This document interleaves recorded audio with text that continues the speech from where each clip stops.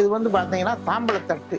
நீங்கள் பத்திரிக்கை கொடுக்குறதுக்கு யூஸ் ஆகும், பழங்கள் வைக்கிறதுக்கு யூஸ் ஆகும், சீர் வைக்கிறதுக்கு யூஸ் ஆகும்.